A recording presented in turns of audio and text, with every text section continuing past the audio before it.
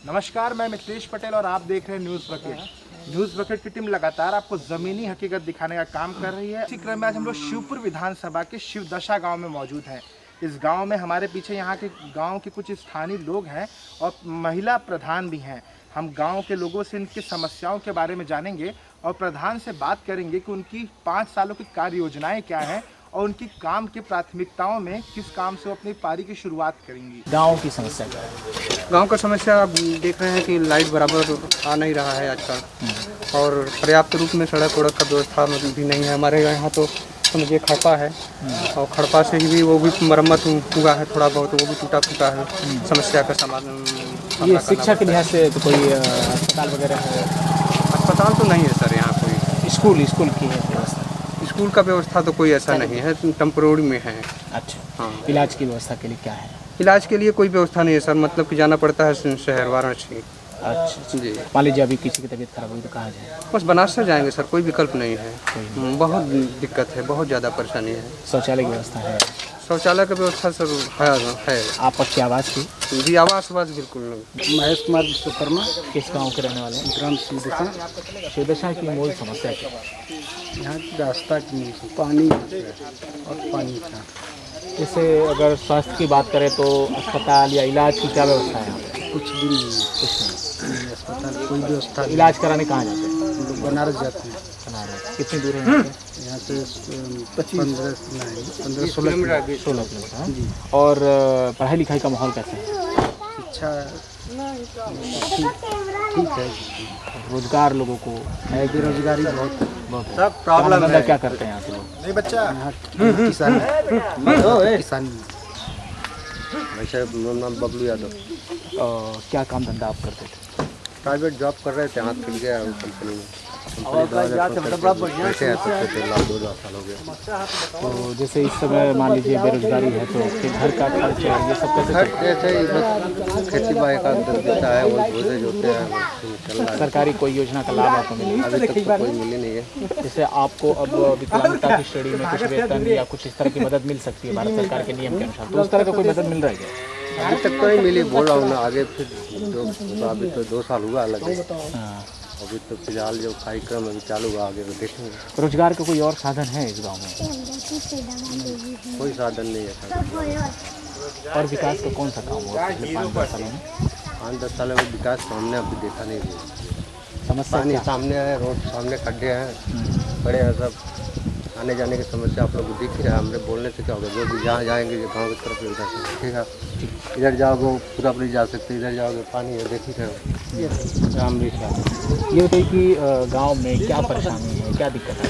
परेशानी तो बहुत है साहब, देखते बड़ा गाँव इधर से जाना कितनी परेशानी है। जैसे पंचायत स्तर पर कुछ काम पंचायत में तो काम है ना, भर बाबू आज तक 10 वर्ष से खर्चा भी गाँव में इतना बड़ा पूरे में तो हमने नहीं। आने जाने का रास्ता कैसा है? रास्ता कुछ खरंजा गड़बड़ा बहुत जाएगा, पानी चाहिए एक रास्ता है। पीने का पानी साफ मिलता है? पानी भाई कल लगल बा, भाई पानी आवत ना हमारे। शौचालय की क्या व्यवस्था है? शौचालय सबके घरे घरे बा। पक्की आवास की सुविधा है सबको? आवास बहुत जाने को मिला बा, बहुत जाने के नाम मिला। इलाज के लिए कहाँ जाना पड़ेगा? अरे चौकीपुर जाए को था, भगतवा जाए को बा। यहाँ कोई गांव में व्यवस्था नहीं है? गाँव में ज्योति सिंह यादव क्या करते हैं? गोरू चलाते हैं। इसी से गुजारा चल जाता परिवार का? परिवार का क्या वही थोड़ा बहुत दूध नापते हैं, तो दूध का कोई यहाँ समस्या है। 10 रुपया भाव बढ़िया नहीं मिल पाता है? हाँ, दूध कोई लेता है 15 रुपया लेता है, कोई 20 रुपया लेता है, कोई 8 रुपया लेता है। यहाँ खाने पीने की बड़ी परेशानी है। हम लोग गरीब आदमी मर रहे हैं, कोई सुविधा नहीं। हमारे ग्राम प्रधान महामारी के टाइम पे सरकार ने कुछ मदद की यहाँ के लोगों को? सरकार से जो मिलता है, अनाज मिलता है। यहाँ के विधायक जो है वो मंत्री हैं, आते हैं कभी? मंत्री साहब यहाँ कभी शिवदशा किए तो इस गाँव पर तो हाँ, इस गाँव कभी चेहरा नहीं दिखा? यहाँ देख लिए रोड और पानी की बड़ी समस्या, घर घर में पानी रहता है। तो जो है कि सड़कें पर पानी है, वो निकल के बाहर आओगे ना, माँ जल निकासी की बहुत ज़्यादा दिक्कत। अथवा मौस इतना ज़्यादा का मतलब घर ही में पानी रहता, निकले का कोई साधन नहीं। ठीक गंगा जी बगल में है या कोई नाला है, जाने आने का कोई सिस्टम नहीं। यहाँ को तमाम परेशानी, रोड की परेशानी या कोई क्षेत्र एकदम जाने के कि एकदम बैकवर्ड में है। ठीक है। नमस्कार, हमारी टीम इस वक्त आ गई है शिवपुर विधानसभा के शिवदशा गांव में और यहाँ एक दिलचस्प वाकया हुआ है, हम वो आपको बताने जा रहे हैं। दरअसल ये जो आप मंदिर देख रहे हैं, नंदी महाराज इस मंदिर पर विराजमान है और यह मंदिर है विष्णु जी का। लेकिन एक दिलचस्प कहानी, जिस गांव का नाम शिवदशा पड़ा, वहाँ एक शिव मंदिर है और इस शिव मंदिर की दशा ये है कि यहाँ मंदिर की कल्पना जिसने की, जिसने उसकी स्थापना की, आज उसकी दशा के बारे में हम आपको बताएंगे और उनके बारे में, उसके दुख के बारे में बताएंगे कि वो मंदिर की कल्पना करने वाला आज शौचालय के लिए तरस रहा है, आवास के लिए तरस रहा है। दरअसल एक ऐसे जिनको आप थर्ड जेंडर कहते हैं, जिनको ना महिला के नाम से ना पुरुष के नाम से जानते हैं, वो हमारे साथ इस वक्त हैं। हम उनसे आपका परिचय कराते हैं। अपना नाम बताएं, क्या नाम है आपका? धीरा जी। तो जैसे बचपन में आपको पढ़ाई लिखाई करने का कुछ नहीं, तो बचपन में आप क्या करते थे? ये बाबू लोग पैर काटा कर दिया भाई, तक करी रहा जो सब चल रहे हैं पे चल खाई वो लोग मड़ी में। तो नाम आपका धीराजी कैसे पड़ा? अरे पढ़ गए साहब, मतलब माँ बाप रखे? हाँ। घर द्वार आपका कहाँ है? यही बगल गाँव में। तो शादी विवाह आपका कुछ नहीं हुआ? तो आपने मंदिर के लिए कुछ काम किया?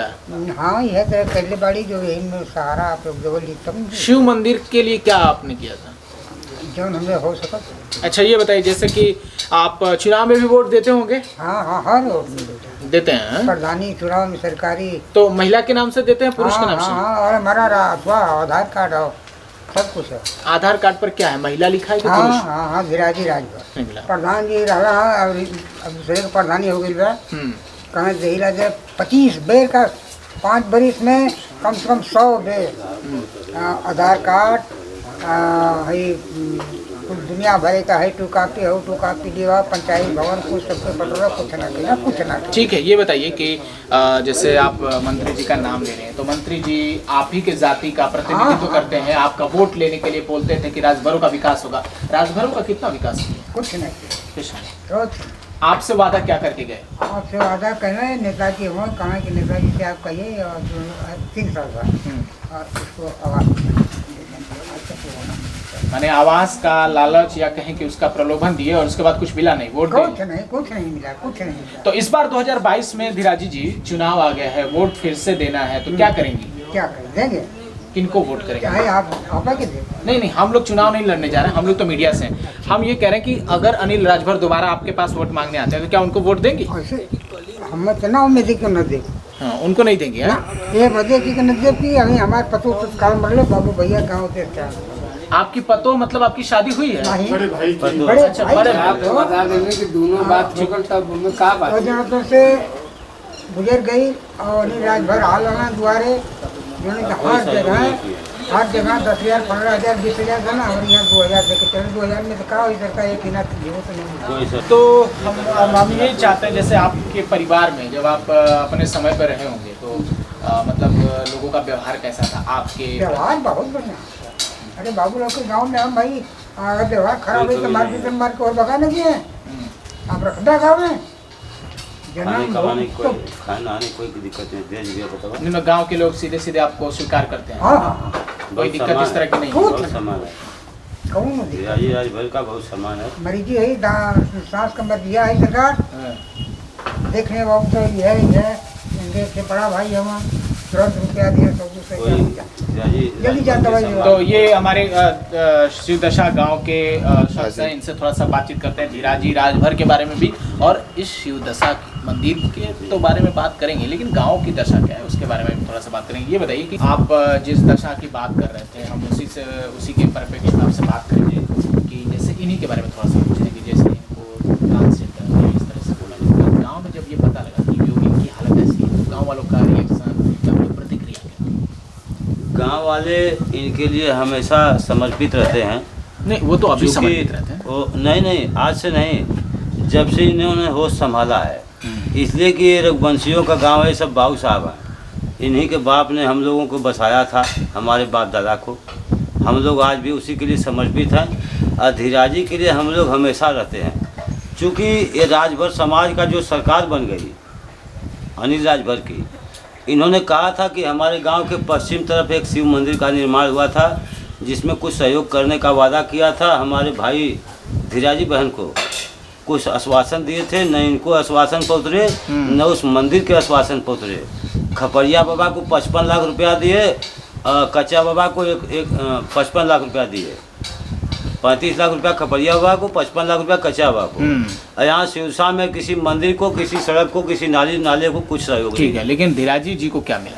कुछ नहीं मिला, खाली आश्वासन मिला सर। और गांव वालों को क्या मिला? कुछ नहीं, खाली आते हैं नजीर सिंह नेता के पास बैठ के चाय पीते हैं और फोटो खिंचवा के मोबाइल पर चले जाते हैं कि मैं तो यहाँ बाबू साहब के गांव में आया हूँ। तो ये बताइए कि किसी को कुछ नहीं अब सर। चुनाव आने वाला 2022 जी, जी। उसमें आप लोग क्या करेंगे? हम लोग उनको मुंहतोड़ जवाब देंगे, जैसा सेवा दिए हैं वैसा सेवा उनको देंगे। नहीं तो पूछ लीजिए, जवाब धीराजी राजभर के पास है। मैं नहीं कहूँगा, एक गिरी बाबा है, आगंतुक आदमी, उस भाई में से पूछिए।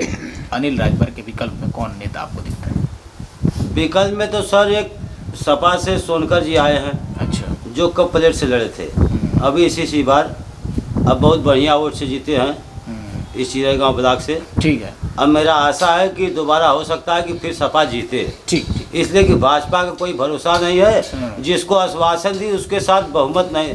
हमने आपको वोट दिया, आप मेरे साथ कोई सपोर्ट नहीं किए, न मुझे कुछ कहे।